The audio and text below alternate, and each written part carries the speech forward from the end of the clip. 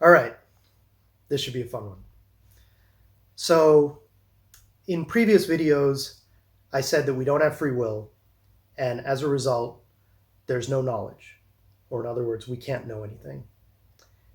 And in this video, I want to talk about some contradictions or inconsistencies that can arise from saying that.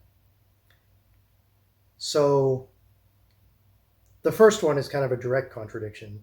If I say that there's no knowledge, then you could say, well, is that a piece of knowledge? Or if I say we can't know anything, you might say, well, how can you know that? And similarly, if I say there's no truth, you could say, well, is that true? And if I say there's no facts, you could say, well, is that a fact? So there's this sort of direct self refutation. Okay. Um, then there's this other kind of problem, which is if I say that there's no knowledge, I would have to kind of know what knowledge is in order to say that, right? You can't say there is no something unless you know what that something is. And by knowing that, that's again a kind of refutation of the statement. Or if I were to say we can't know anything, I would have to know what knowing is in order to say that. Okay, then there's inconsistencies over multiple statements, right? And that's happening right now. I'm throughout these videos, I'm making all kinds of statements that seem to be asserting something, right? Asserting truth or asserting knowledge or engaging in a rational thought process. And I'm doing that with most of these sentences right now. But yet, I'm also saying, oh, there is no knowledge, there is no truth, there is no correct rational thought process. So there's that inconsistency that's going on. Uh, and then um, there's also this issue of how did we get here, right? If you've been following my videos, I started by saying that there's no free will, and I gave reasons for that. I said, well, there's the argument from physics, there's the argument from neuroscience, there's logical arguments, there's arguments from introspection.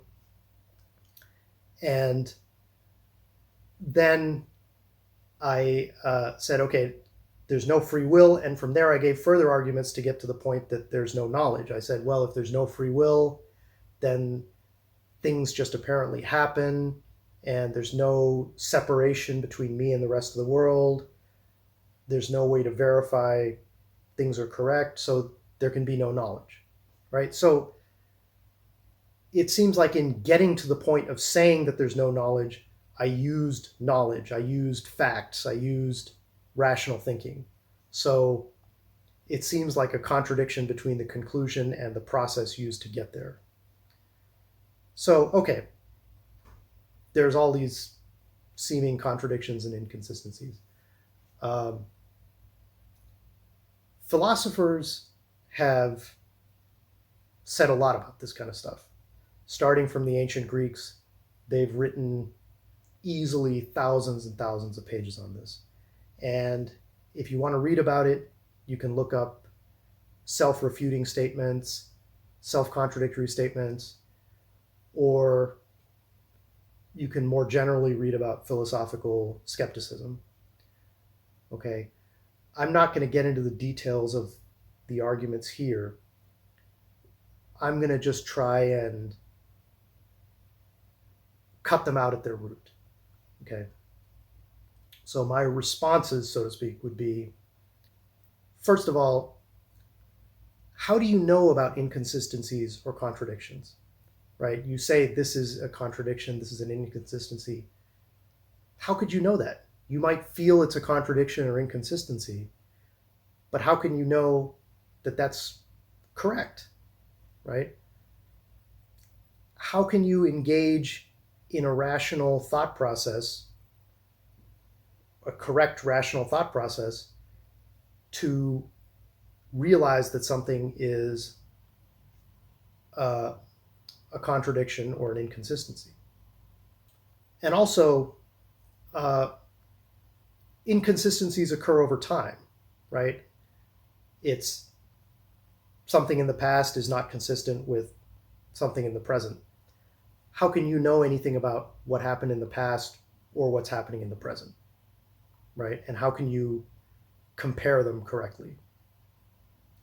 And so let's say you've identified a contradiction or inconsistency. Now you judge it to be negative, and you say, well, there's certain consequences that follow from a contradiction. How can you know that judgment is correct? How can you know the meaning or value of a contradiction or inconsistency? Okay.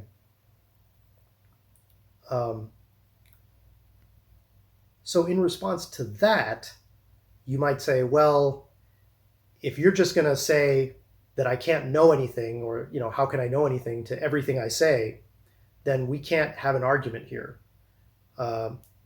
You might say, well, what I'm doing is I'm taking my conclusion and I'm using my conclusion as an argument.